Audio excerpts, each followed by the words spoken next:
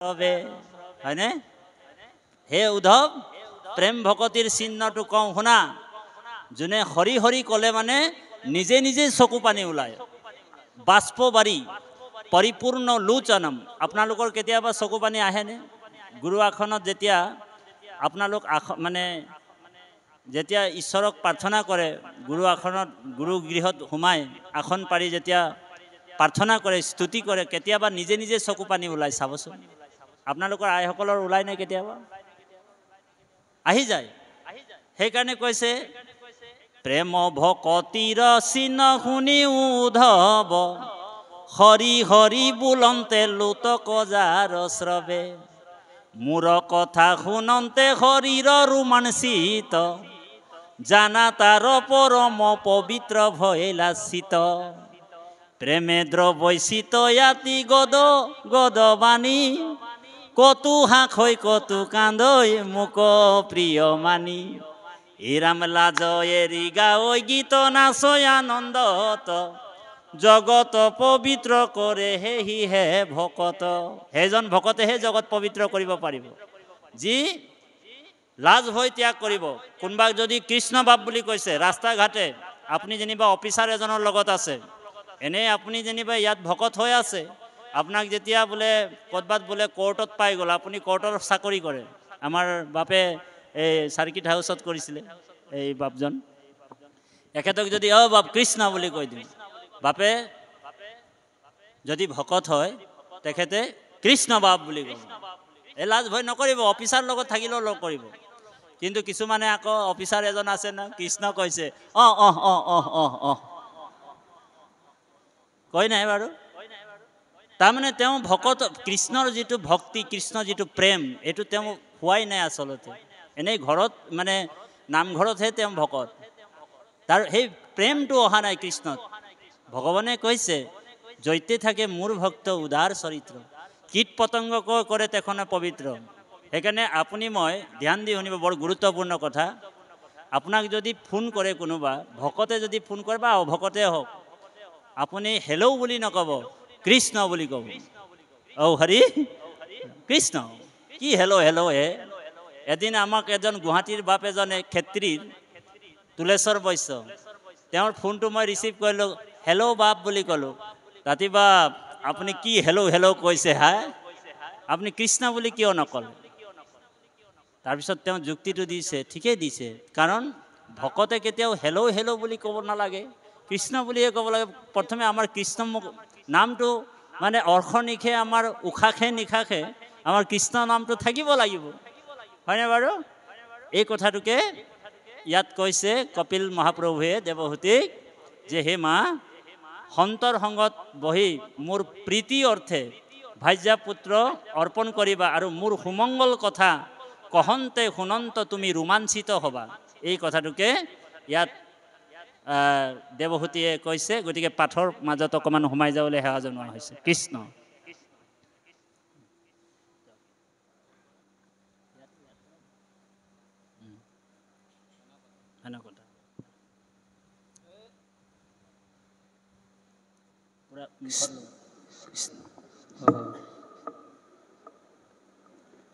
হে ৰাম ৰাম ৰাম হেন কথা উপজয় সাধুৰ সংগত তাক যাৰা সাৱধানে শুনয় তত অল্পকালে ঈশ্বৰত তাৰাৰ নিশ্চয় শ্ৰদ্ধাৰতি ভক্তি অনু ক্ৰমে উপজয় ভক্তি ভৈলে পুৰুষৰ বৈৰাগ্য জনময় তেৱে এহি দেহে জীৱে মুকুতি পায় হেন শুনি দেৱসূতি পুচন্ত সম্প্ৰতি তুমি বিষয়ত কোন উচিত ভকতি তাতে মোৰ ভাগ্য ভক্তি বুজিবাক চাওঁ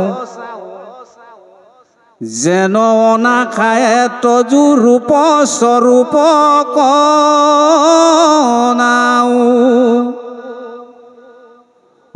কেন বিধি ধ্যান কত বিধয়ংগতাৰ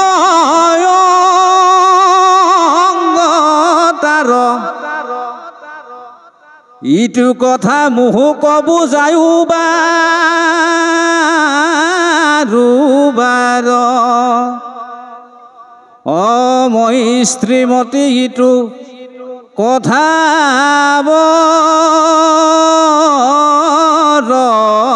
টান সুখে বুজো যেন মতে কয়ো ভগৱান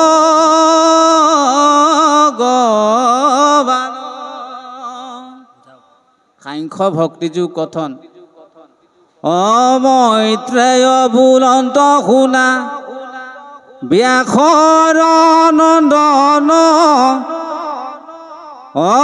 এহিমতে মাতৃৰ বুজিয়া প্ৰয়োজন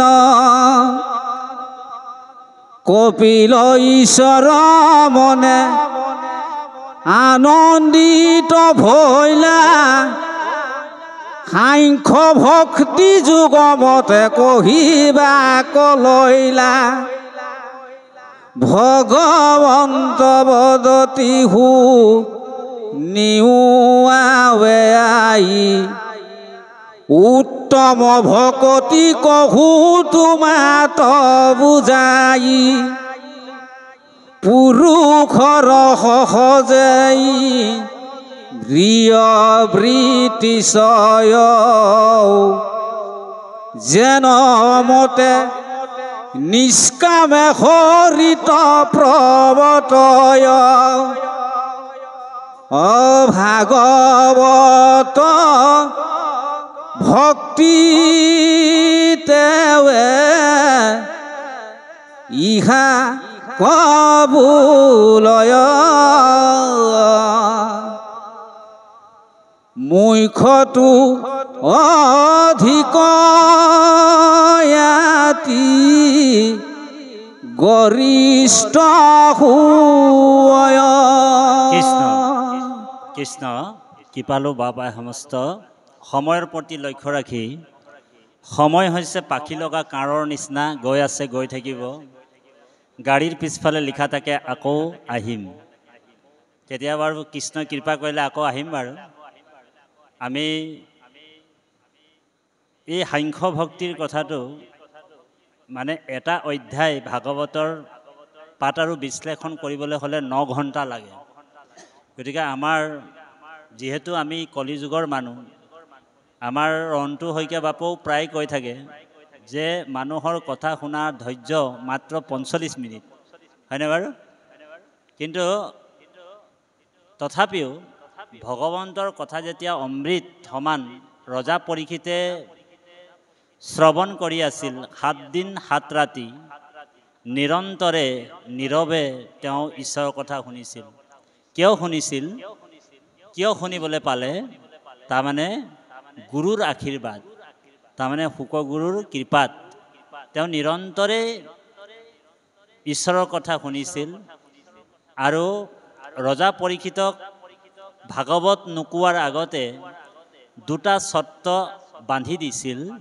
সেই চৰ্ত 2টা হৈছিল ৰজা পৰীক্ষিতক ভাগৱত কথা নোকোৱাৰ আগত শুকগুৰুৱে কৈছিল হে ৰজা পৰীক্ষিত মই তোমাক ভাগৱতৰ কথা কম কিন্তু তুমি মোৰ 2টা চৰ্ত পালন কৰিব লাগিব তেতিয়া ৰজা পৰীক্ষিতে কৈছিল, গুৰুদেৱ মই তোমাৰ কোন দুটা চৰ্ত পালন কৰিব লাগিব যে মই যিমানকণ সময় তোমাক ভাগৱতৰ কথা কম, তোমাৰ মনটো কিন্তু এই স্থানৰ পৰা তুমি কেনিও নিব নোৱাৰিবা, সেইটো প্ৰথম চৰ্ত।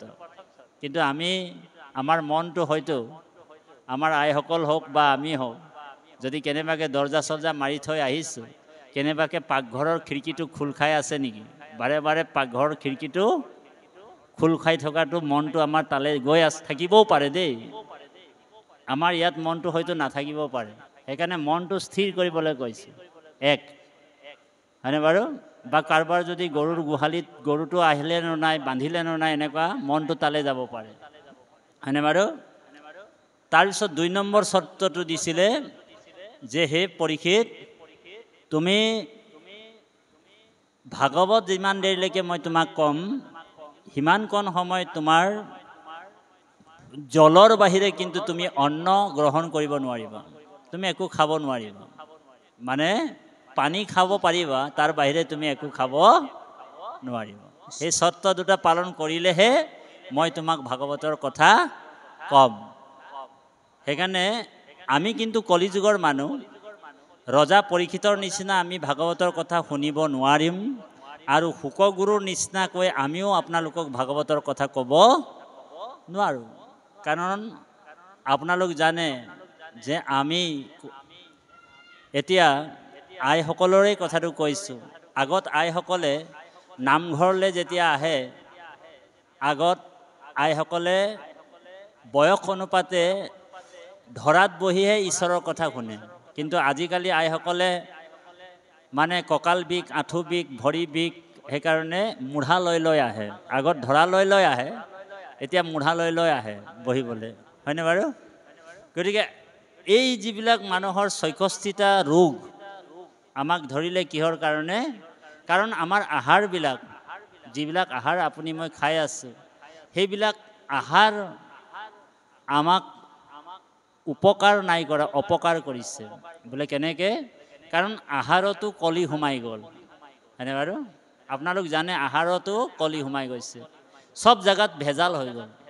সেইকাৰণে প্ৰত্যেকটা বস্তু কলিৰ কবলত গুচি গ'ল, কলিৰ গ্ৰাহত সোমাই গ'ল। ভাগৱতৰ ১২ স্কন্ধত কৈছে, এইৰাম পৰম দুৰ্জন কলি, পাপৰ সাগৰ, পাপ নকৰন্তায়াত, নাহি একো জন, পাপ নষ্ট নভৈলে কৃষ্ণত ন যায় মতি, কিমতে তৰিবে ইটো কলিত দুৰ্গতি। এই কলিৰ দুৰ্গতিৰ পৰা আমি কেনেকৈ পৰিত্ৰাণ পাম? কাৰণ কলিযুগত বোলে পাপ নকৰা মানুহ এজনো নাই। সন্ত, মহন্ত, গোসাঁই লাগিলে যিয়ে হওক, কলিয়ে আহি কিনি তাৰ অকণমান হ'লেও খুঁটিটো লৰাই দিছে। আজিকালি ভকতৰ মাজতো কিমান কাজিয়া পেচাল হৈ থাকে আপোনালোক চাব, হয়নে বাৰু? কোনোবা পদ প্ৰতিষ্ঠাৰ লৈ লাগিছে, কোনোবা পইচা পাতি আৰ্থিকভাৱে লাগিছে, কৰ্ট কেছ দিও হৈ যায়, ঔ হৰি ঔ ৰাম, হয়নে বাৰু? কিয় হৈছে? তাৰমানে সেইকাৰণে সাধু সদায় সাৱধান হৈ থাকিব লাগিব, সাধু সদায় সাৱধান।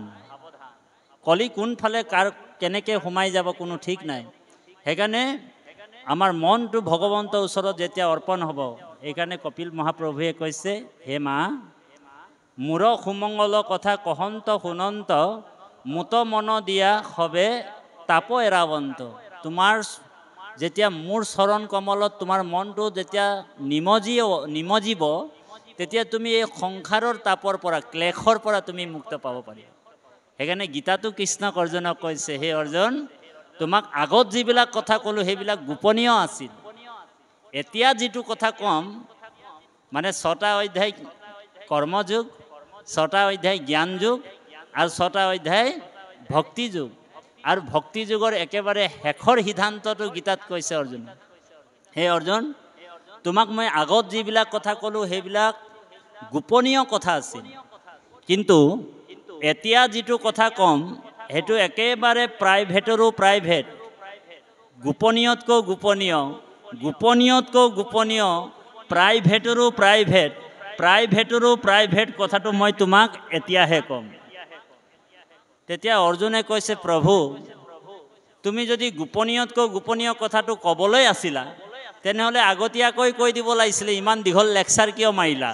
অ' হৰি, ভগৱানে ক'লে যে একেবাৰে প্ৰাইভেটৰো প্ৰাইভেট, প্ৰাইভেটৰো প্ৰাইভেট কথাটো মই তোমাক এতিয়াহে ক'ম। সৰ্বগুৰুহোত্তমম ভূয়ম শীৰ্ণো মে পৰম বচ্চ ইষ্টু শশী দৃঢ়মিতি বাইখামি তে শীতম। তোমাৰ হিতৰ কাৰণে একেবাৰে গোপনীয়তকৈ গোপনীয় কথাটো মই তোমাক এতিয়াহে ক'ম। তাৰপিছত ভগৱান কৃষ্ণই অৰ্জুনক কৈছে, হে অৰ্জুন, মন্মনা ভৱ মদ ভক্ত মদজাজি মম নমস্কুৰু মামে বশৈষি সত্যম তে প্ৰতি জানে প্ৰিয় শশী মে। হে অৰ্জুন, মহাপুৰুষ মাধৱদেৱে নামঘোষাত অনুবাদ কৰিছে, য়ে মুত মাত্ৰ সদা দিয়া মন অ মূৰ ভক্ত হোৱা সৰ্বক্ষণ অ মুকে মাত্ৰ পূজা মুকে কৰা নমস্কাৰ। তোমাত কহিলো সত্যবাণী পাইবা তুমি মোক মহামানী। তুমি প্ৰিয়তম সুহৃদ সখায়া মাৰ। মুত মাত্ৰ সদা, সদা মানে এনি টাইম, অলৱেজ, হয়নে? মুত মাত্ৰ সদা দিয়া মন, মূৰ ভক্ত হোৱা সৰ্বক্ষণ, মোৰেই ভকত হোৱা তুমি, সৰ্বক্ষণ মানে এনি টাইম অলৱেজ, হয়নে বাৰু? মুকে মাত্ৰ পূজা মুকে কৰা নমস্কাৰ। তোমাতো কহিলো সত্যবাণী পাইবা তুমি মোক মহামানী। তুমি প্ৰিয়তম সুহৃদ সখা আমাৰ। তাৰপিছত ভগৱন্ত কৃষ্ণই অৰ্জুনক কৈছে, হে অৰ্জুন, এতিয়া মই তোমাক যিটো ক'ম এইটো মানে ফাইনেল ক'ম, আৰু তাৰপিছত আৰু তোমাক আৰু বিশেষ আৰু মই নকওঁ। সৰ্বধৰ্মানো পৰিত্যজ্য মামেকম শৰণম ব্ৰজ অহম তম সৰ্ব পাপৈভ্য মোক্ষায়াস্মি মাম শুচ। আমাৰ গুৰুজনে এই এক শৰণ হৰিৰ নাম, এক শৰণ তত্ত্বটোকে গীতাৰ পৰা আনিলে। গীতাৰ ব্যাখ্যাটো বা গীতাৰ পদবন্ধও গুৰুজনাই আমাৰ নকৰিলে। কিয় নকৰিলে? কাৰণ গীতাত মানে এনেকুৱা এনেকুৱা কথা আছে, কৰ্মযোগৰ কথা আছে, কৰ্মৰ বিষয়ে এনেকুৱা এনেকুৱা ধাৰণা আছে, জ্ঞান মাৰ্গৰ কথা আছে। কাৰণে ভগৱন্তই চালে, এই গুৰুজনাই চালে যে গীতাৰ পৰা যদি মই চব বস্তু লৈ আহোঁ তেনেহ'লে ভক্তিৰ যিটো মূল তত্ত্ব, এক শৰণৰ যিটো মূল তত্ত্বৰ পৰা মই কি হ'ব, ফালৰি কাটিব। সেইকাৰণে কি কৰিলে, গীতাৰ পৰা এটা বস্তুৱে আনিলে, মানে এক শৰণটোহে আনিলে গুৰুজনে, হয়নে বাৰু? আৰু ভাগৱতৰ পৰা যিটো ভক্তি ভজন আৰু আনন্দ, ভক্তি ভজন আৰু আনন্দটো ক'ত আছে বোলে? ভাগৱততে আছে। সেইকাৰণে গীতা পাঠটো আমাৰ শ্ৰীমন্ত শংকৰদেৱ সংঘটো সাৰ্বজনিকভাৱে নহয়, কিছুমানে কৰে বাৰু গোলাঘাট ফালে। কাৰণ গীতাত এনেকুৱা এনেকুৱা কথা আছে যে গীতা দান কৰিলে বোলে বোলে মনোৰম ভাজ্যাত লাভ কৰে বুলি কৈছে। আৰু এইফালে আকৌ ভগৱানে কৈছে, আমাক গুৰুজনাই কৈছে, মুক্তি তু নিস্পৃহা যিটো সেহি ভকতক নম। যিজন মুক্তিকো স্পৃহা নকৰে, কাৰণ ভক্তি মুক্তি স্পৃহা পিচাচিনী হৃদয় বৰ্ততে। বোলে লোক পৰলোকৰ কথা চিন্তা কৰি যদি কোনোবা ভকতি কৰে, সেইটো বোলে ভকতি নহয়, বোলে কি হয়? সেইটো পিশাচিনী ভকতি বুলি কয়। গতিকে সেইকাৰণে ভকতে মুক্তিকো কি কৰে? মুক্তিও নালাগে প্ৰভু। জৈতে তৈতে গয়া জন্ম লভো আপোন কৰ্মৰ গতি তৈতে তৈতে তোমাৰ চৰণে থাকুক দৃঢ় ভকতি। হে প্ৰভু, মোৰ কৰ্মৰ দুখত তুমি হয়তো মোক মেকুৰী, ছাগলী, গাধ, গৰু কি বনাইছা বনাই, আপত্তি নাই মোৰ। ভকত যিজন প্ৰকৃতাৰ্থত ভকত হয় সেইটোৱে কামনা কৰে, প্ৰভু আপুনি মোৰ কৰ্মৰ দুখত হয়তো মোক ছাগলীও বনাব আছে, মেকুৰীও বনাব আছে, গৰু গাধা যি কৰিব আছে কৰি থকা, আপত্তি নাই, সেই যোনিত মোক পঠিয়াই দিয়া। কিন্তু এটা কৃপা কৰিবা। বোলে কি কৃপা? বোলে সেই যোনিটো যাতে তোমাৰ নামটো আৰু তোমাৰ ভকতিটো যাতে মোৰ স্মৰণ হৈ থাকে ঔ হৰি সেই কামনাটো সেইকাৰণে ভকতে বেলেগ